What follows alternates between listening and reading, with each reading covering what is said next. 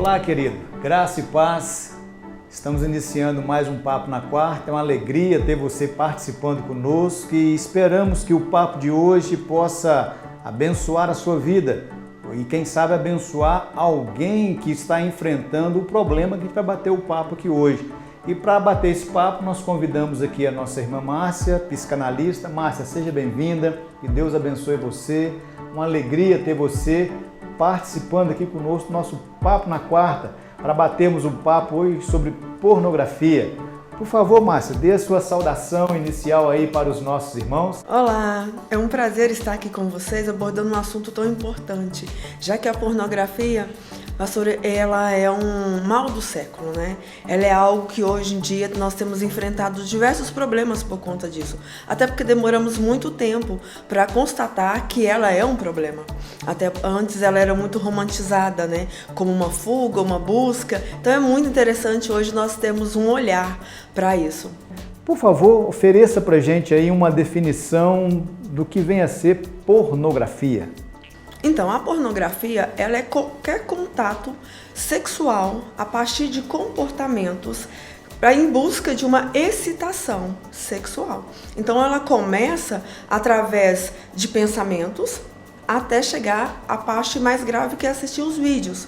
Nós às vezes achamos que não, mas quando nós vamos pegar a palavra pornografia e a gente vai ali para o grego, o pornô é pornel, então ela significa prostituta. Quando a gente pega grafia, é grafo, que significa escrita. Então a gente às vezes se ilude achando que a gente só está consumindo pornografia quando nós entramos na área de vídeos, mas não. Nós estamos consumindo pornografia a partir do momento que eu começo a escrever qualquer coisa para excitação sexual. Ali eu já entro no mundo da pornografia. Márcia, diante da sua proposta para a gente aí do que vem a ser pornografia, nós podemos afirmar que a pornografia é um vício? E se é um vício, quem é mais propenso a esse vício? O homem ou a mulher? A pornografia, ela é um vício. Em 2018, a OMS ela constatou que a compulsão sexual transformou em um transtorno. Sendo assim, o que acontece? Ela entrou no CID-11. Desta forma, ela começou agora a literalmente ser um transtorno, ser tratado, olhado não só pelo lado da psicologia ou o lado da psicanálise, mas também psiquiatria. Então hoje as pessoas chegam a ter que tomar remédios para poder tirar a compulsão. Porque nós temos que olhar que nós temos alguns fatores sobre essa questão do vício. Por exemplo, desde 2018 nós já constatamos que por conta da dopamina, que é o que gera o mesmo vício, o hormônio que gera o mesmo vício para cocaína, por exemplo, ela gera 10 vezes mais para pornografia. Sendo assim, o meu primeiro contato com a pornografia, ele é muito mais viciante do que às vezes o meu contato com a cocaína. Aí você pensa bem, se você não entra no mundo da cocaína, porque você não sabe se você vai se tornar um viciado ou não, a gente brinca hoje em dia entrando no mundo da pornografia, sem ter essa noção de como ele é um vício. E é um vício que vem porque hoje a nossa geração, essa geração atual, ela vem buscando muito o prazer imediato. Diante desse prazer imediato, eu quero sentir e na hora, eu não quero esperar um contato, por exemplo, que a ocitocina me traz, que era algo muito relevante da nossa geração, onde a gente queria o contato com as mãos, onde a gente queria o abraço, onde a gente queria buscar o contato de cortejar, o contato de buscar, de conhecer, de ter os primeiros prazeres. Não, hoje eu quero algo imediato. E isso se tornou um vício, como vários outros, é essa busca. O que a gente entende? Por que esse vício é tão grande? E onde ele entrou? Ele entrou porque hoje o que nós temos é preguiça de se relacionar. Aí eu abro espaço porque eu quero um prazer, eu não quero ocitocina porque ela me dá trabalho e eu tenho preguiça.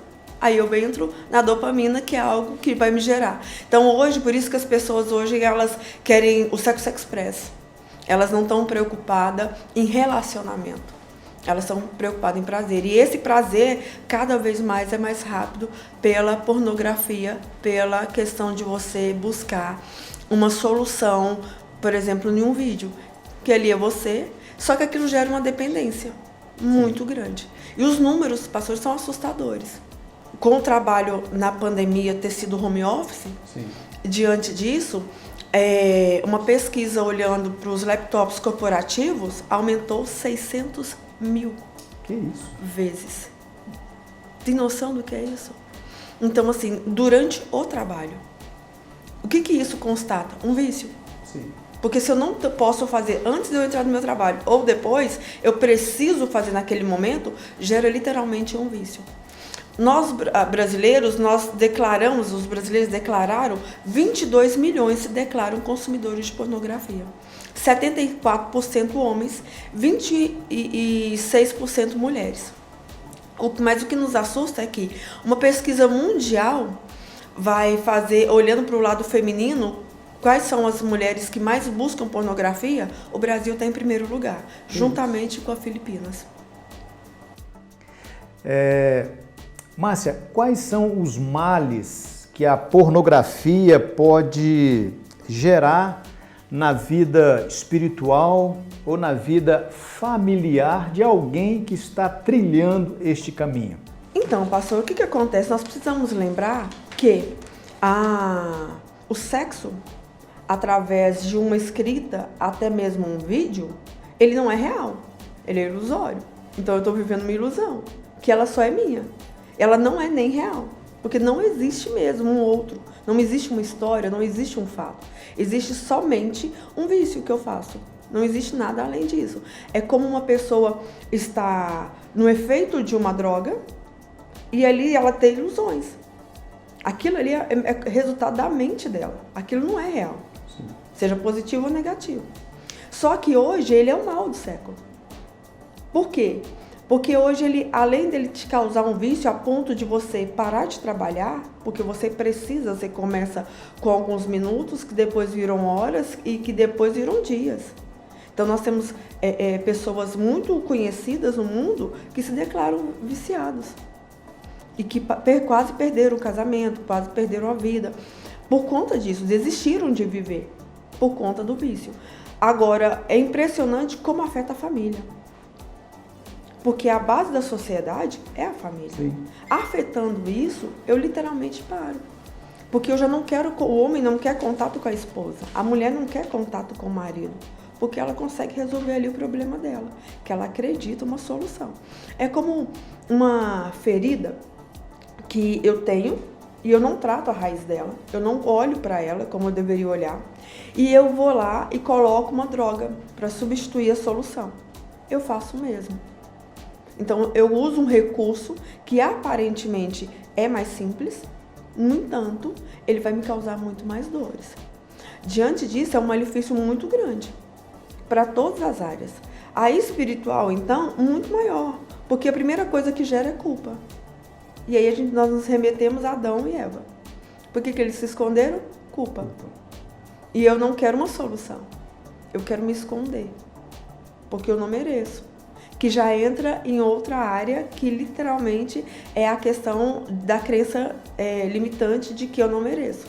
Então eu não mereço que Jesus olhe para mim, eu não mereço que o Espírito Santo me ajude a vencer, eu não mereço que algum irmão, um pastor, algum amigo me ajude. Então eu me calo, eu me escondo, eu finjo que não existo, eu sento numa cadeira e coloco falando que isso é errado, mas eu faço. Então eu literalmente começo a fugir. Outra questão que acontece muito grande é que depois de eu gerar a culpa, o não merecimento, a próxima atitude que eu vou gerar é literalmente abrir mão. E como eu abro mão? Negando. Aí a negação é terrível, porque quando eu nego, eu estou disposto a abandonar tudo. A perder a minha família, a perder o meu trabalho, a perder os meus filhos, meu ciclo de amigos, o que eu represento na igreja. Até as minhas crenças do que eu quero ser na minha vida, eu vou abrir mão, porque o vício fala mais alto. Então eu já não consigo mais me dominar. E diante disso, é uma cegueira que só o Senhor pode trabalhar. Márcia, diante daquilo que nós conversamos, como uma pessoa que está vivenciando esse problema, esse vício que é a pornografia, como essa pessoa pode vencer este vício? A primeira coisa é aceitar. Eu preciso aceitar que eu estou nele. Eu tenho que parar de negar. Segundo, que eu não venço nada sozinho. Eu preciso compartilhar com alguém. Eu preciso buscar alguém de referência. Eu tenho um amigo, eu tenho um pastor, eu tenho uma liderança, eu tenho alguém que eu preciso buscar. Alguém que eu confie, alguém que eu sei que não vai me julgar. Porque a gente coloca a nossa régua de medir como parâmetro, né? Então, assim, eu julgo alguém que tem um problema, então eu acho que vão me julgar. E isso não existe. Nós sabemos que nós estamos aqui sempre lutando contra algo. Então, nós precisamos buscar ajuda independente. Sozinho nós não vamos romper. E existem estágios. O estágio, por exemplo, do vício impulsivo, né? Na pornografia. Esse é o imaturo. Que ele começou lá na adolescência, porque ele não achava que ele conseguia ter sexo e ele buscava de alguma forma uma solução e ele entra nisso. Existe aquele que é obsessivo. Esse ele precisa não só dessa ajuda, mas ele precisa também de um acompanhamento terapêutico. E existe aquele que entra na negação. Aí ele entra na questão não só da negação, porque aí ele entra onde ele está disposto a jogar com qualquer coisa. É tipo, uma pessoa que usa a cocaína, ela nunca iniciou a cocaína pensando que ela ia parar no crack. Só que no início da cocaína, o fim dela é o crack. É a mesma coisa. Quando eu entro na pornografia, a pessoa não pensa que ela vai viciar. Mas ela inicia na pornografia. E ela finaliza, ela começa no imaturo. Mas ela finaliza com a pornografia infantil. E aí, por exemplo, a psicologia, para a psicanálise, não existe quase nenhuma cura, nem remédio. É uma doença que não tem. Porque, e assim, é um número alarmante de pessoas que usam a pornografia infantil. Mas nós podemos recorrer, para nós que temos fé, nós recorremos ao Senhor, porque nós acreditamos que para Ele nada é impossível. Mediante a gente se colocar debaixo da potente mão dEle, nada que nós colocarmos diante dEle pode ser empecilho. Até aquilo que para a gente é impossível, para Ele é uma questão de milagre.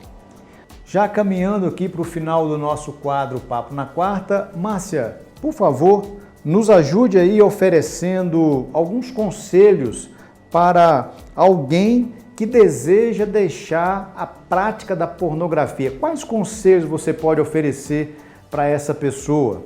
Então, nós precisamos entender o seguinte, que nós entramos em qualquer vício a partir do momento que nós damos liberdade à nossa carne. Nós entramos por conta disso.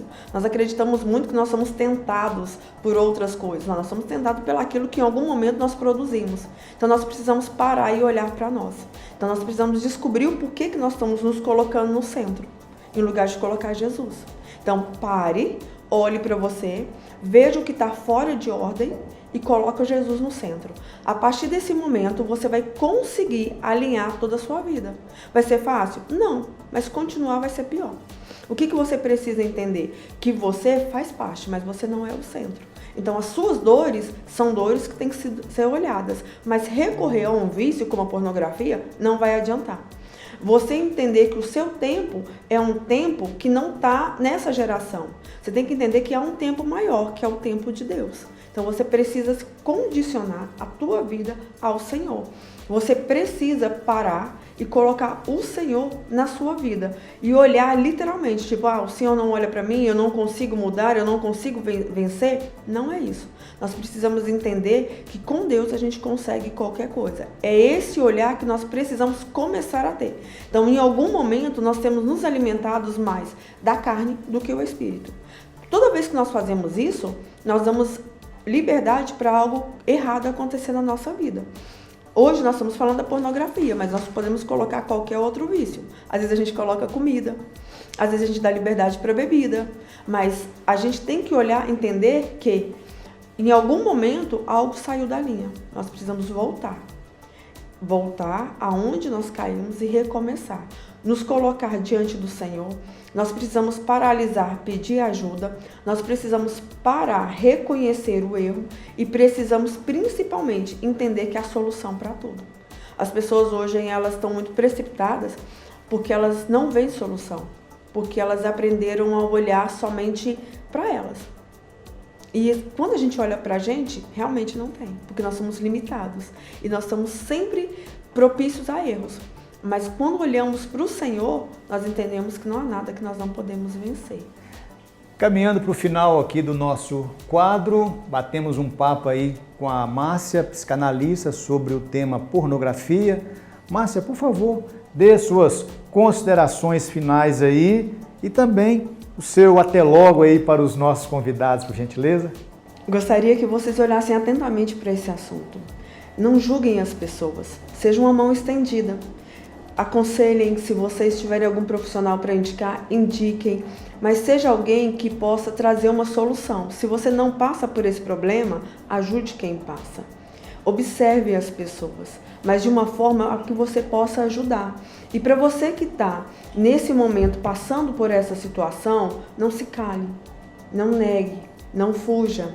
Olhe e trate. Isso é muito importante, isso vai mudar a tua vida. E desde já eu agradeço pela participação. Foi um prazer estar aqui com vocês. O prazer foi nosso, Márcia. Que Deus abençoe grandemente a sua vida e a sua família. Querido, lembre que Jesus pode te abençoar para vencer esse vício ou qualquer outro. Como a Márcia pontuou, procure um amigo, uma pessoa que você possa compartilhar. Procure o seu líder da sua igreja. Procure um profissional.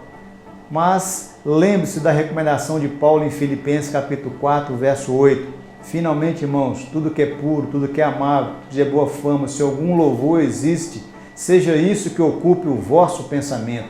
Encha a tua mente com a palavra de Deus, pois é a palavra de Deus que vai promover as mudanças no seu coração para a sua alegria, a alegria da sua família. Fiquem todos na paz de Cristo. Foi uma alegria ter você participando conosco deste nosso quadro Papo na Quarta.